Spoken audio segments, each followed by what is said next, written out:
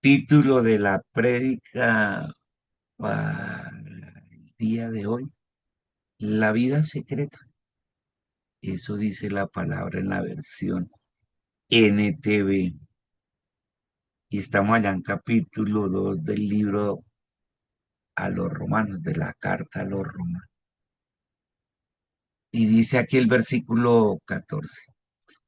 Aún los gentiles, ¿quiénes son los gentiles? Tú y yo somos los gentiles, los que no somos israelitas, los que no somos judíos. Y dice, esos, como tú y yo, dice, quienes no contaban con la ley escrita de Dios. Pablo les está escribiendo con la ley de Moisés, que era la ley escrita hasta ese instante, que estaba escrito en el Antiguo Testamento. Y dentro del Antiguo Testamento estaba la ley, y la ley fue la que le dio Dios a Moisés allá en el monte Sinaí, porque el pueblo no quiso subir a ese monte. Llegaron hasta allá y así como Moisés había subido, Dios le había dicho, quiero que mi pueblo suba aquí. Eso está en Deuteronomio 5. Y suba mi pueblo hasta aquí. Y cuando el pueblo vio que arriba en la cima de la montaña había rayos, centellas, fuego, le dio miedo y le dijo a Moisés, no, no, no, no, no, no, nosotros no subimos, ve tú, sé tú nuestro intermediario entre Dios y nosotros. Ese es el versículo más tenaz de la Biblia. Es aquel donde el hombre le dice, no quiero estar en tu presencia, Dios. Necesito intermediario. Y Dios no quería eso. Dios no quería intermediario. Le ha dicho a mi pueblo, tráemelo acá. Y así como tú has subido, quiero que mi pueblo suba. Y el pueblo no le dio miedo. Y hay muchas iglesias que son así. Venden ese Dios de miedo. Pero es que el Dios de miedo es porque lo inculcan a la gente. Dios no quiere eso. Todo lo contrario. Él es un Dios de poder. Y lo que quieres es que disfrutes de su poder en su presencia. Y para eso hay que subir, para eso hay que escalar, para eso hay que buscar lo alto. Para eso hay que estar ahí en su presencia y disfrutar de su poder. Y nunca quiso intermediarios, nunca. Pero dijo, bueno, ya que mi pueblo lo pide, yo quería escribir su ley en sus corazones, no por escrito. Pero bueno, tampoco voy a dejar a mi pueblo así. Y ya que ellos lo están pidiendo, pues tocó escribir la ley y se la dio a Moisés. Dijo, vaya, entréguesela a mi pueblo. Y Moisés fue intermediario. Y después siguieron intermediarios. Entonces, la tribu de los levitas fue la designada para actuar como sacerdotes. Y entonces vino Aarón y toda la descendencia de Aarón para ser sacerdotes, es decir, para ser esos como intermediarios. Pero Dios no quería eso. Por eso cuando llega Jesús, rompe con todo eso y dice, hay un solo intermediario, uno entre Dios y los hombres, Jesucristo, ya no hay más. Pero hay gente que sigue así, sigue creyendo que los sacerdotes, los curas, los obispos, el papa, siguen siendo intermediarios de Dios.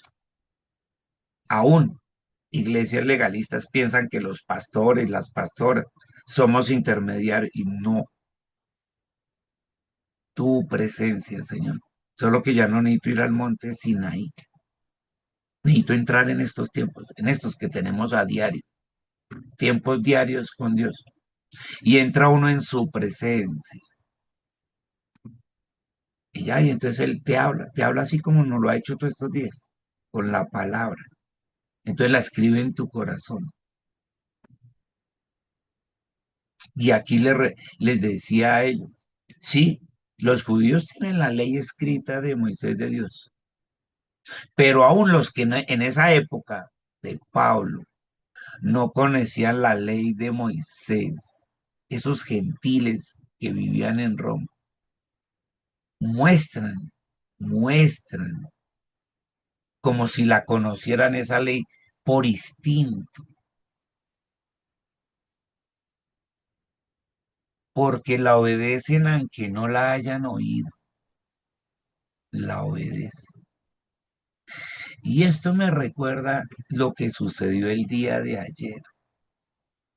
El día de ayer yo llegué ya cuando habían terminado la oración, porque necesitaba hablar con un hermano de la iglesia y habíamos quedado en reunirnos con ese hermano. Pero cuando yo llego me encuentro al dueño del restaurante que era el asadero de pollos de ahí al lado, el que queda ahí pegado a la iglesia. Y me saludó y entonces me dice, pastor, vendí el restaurante, bien vendido, gana el que lo compra y también gané yo porque no perdí la inversión, la recuperé y gané. Es un gana-gana. Y yo, "Y qué bendición, me alegro mucho por ti". Y él no es que sea fiel creyente, o sea, él no iba a la iglesia, pero llevaba como un mes pasadito diezmando. Él iba, cogía un sobre, echaba el dinero entre el sobre, lo dejaba ahí en el cofre y se iba a su restaurante, no hacía más. Y ayer hizo lo mismo. El pastor, me voy, pero quiero diezmar. Y claro, si quieres algo, porque él es eso que dice aquí.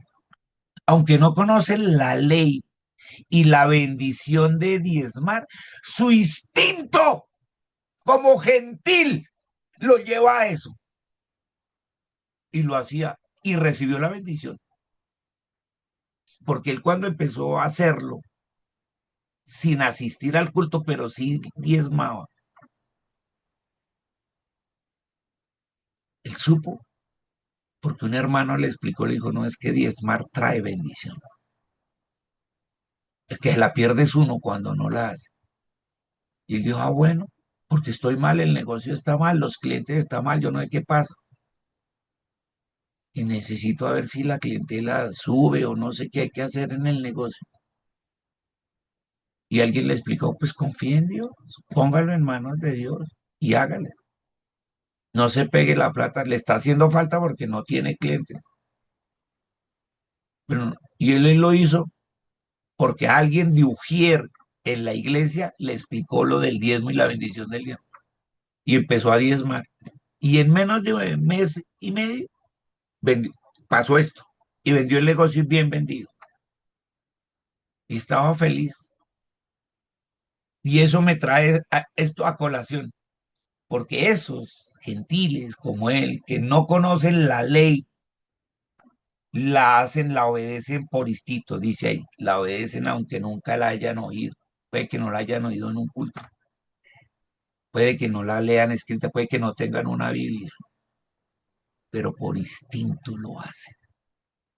Y mire, verso 15, ellos demuestran que tienen la ley de Dios escrita, escrita en el corazón. ¿Por qué lo demuestran? Por ejemplo, como ese caso que puse, porque su propia conciencia, esto es una cuestión de conciencia, y sus propios pensamientos, su inteligencia, su intelecto, su entendimiento, o los acusan, su conciencia los acusa, o por el contrario, les indican que están haciendo lo correcto. Es una cuestión de conciencia. Gente que puede que no conozca la Biblia y tiene conciencia y dice, no, esto está mal hecho o esto está bien hecho. Es increíble que a veces uno, gente que conoce la Biblia, la ha desechado y ha pecado a conciencia, a conciencia. Por eso es que este capítulo 2 es muy importante, porque no es que, ay, yo no conocía de la Biblia, yo no sé, entonces yo me voy para el cielo. No, no, no, esto es una cuestión de conciencia. Conozca o no conozca la ley de Dios, conozca o no conozca la Biblia, es una cuestión de conciencia. A Dios le importa más tu conciencia, porque es una cuestión del interior, del corazón del ser humano. Por eso es que nadie se salva. Ay, no, no, pues ese debe ir al cielo como no conocía. No, no, no, eso no es excusa. Y aquí lo deja claro. Su propia conciencia o lo acusa o le indica que está haciendo lo bueno, lo correcto. Y termina aquí el 16. Y el mensaje que proclamo,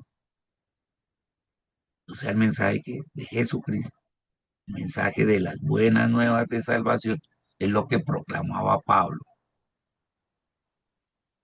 Y lo seguimos proclamando nosotros, los pastores, y así no sea pastor, la iglesia cristiana, el mensaje que proclamamos es que se acerca el día, ¿cierto? Es decir, la segunda venida, aquí está hablando de la segunda venida. Se acerca el día, la segunda venida del Señor, en que Dios juzgará y va a juzgar. ¿Y va a juzgar qué? Ahí dice, por medio de Cristo Jesús. La primera vez Él no vino a juzgar ni a condenar, vino a salvar. Pero la segunda viene a eso, a juzgar por medio de Cristo Jesús. Y si usted le halla en Mateo 24, en Lucas 21, en Marcos 13, dice que cuando Él regrese va a juzgar y a los primeros que va a enviar al lago de fuego es al anticristo y al falso profeta. Eso es juzgar y condenar al lago de fuego. Va a poner preso al diablo por 1000 años. Eso es juzgar y condenar por 1000 años al diablo. Y a todos los que se dejen marcar con la marca de Satanás durante la gran tribulación, también serán enviados al lago de fuego. Juzga y condena. Y en cuanto a todos nosotros, a su iglesia, Él va a juzgar, ¿cierto? Por medio de Cristo Jesús, la vida secreta de cada uno. Y ahí salió el título de la prédica. Esos que creen que tienen sus guardados y que nadie se los ha pillado, o esperaban hasta el final, hasta que los pillaran para sacarlos a la luz, porque ya no tengo nada más que hacer, ya me cogieron, tengo que hablar. Mire, es que la vida secreta de cada uno se acerca el día en que Él la va a juzgar. Así que no va a haber secretos, no va a haber secretos. Y puede que uno engañe aquí a la gente y le diga mentiras y se las trame a cuento, pero a él no. Ahí dice, va a ser juzgada la vida secreta, los guardados que uno tenga con él. Y dice la palabra en Hebreos 10:31, cosa horrible es caer en manos del Dios vivo. Si uno cree que tiene su vida secreta bien guardadita y que nadie se las ha pillado ni nada, ojo, cosa horrible es caer en manos del Dios vivo, porque a él sí que le molesta eso, la falsedad, la mentira, porque así les dijo a los judíos. Les dijo, ustedes dicen que su padre es Abraham. No es cierto, su padre es Satanás, porque padre de mentiras y engaños es. Juan 10, eso se lo dijo allá. Y en Juan 8, no vengan a decir esos cuentos, dándoselas de espirituales. No, no, su padre es Satanás, padre de mentiras y engaños. ¿Por qué? Por la vida secreta de cada uno. Y a mí me gusta como Dios lo aclara y lo deja bien clarito. Porque es que hay gente que no, como no conocía, como no sé, no hay algo que es claro, es la conciencia. Y la conciencia la tiene toda persona, todo en el mundo tiene conciencia y sabe todo esto que acabamos de explicar. Y te damos gracias, Señor, porque esto no es un regaño, ni es miedo, es simplemente que contigo es eso. Un buen hijo sabe cómo anda contigo, Señor. Por eso te damos gracias, Rey, por tus explicaciones.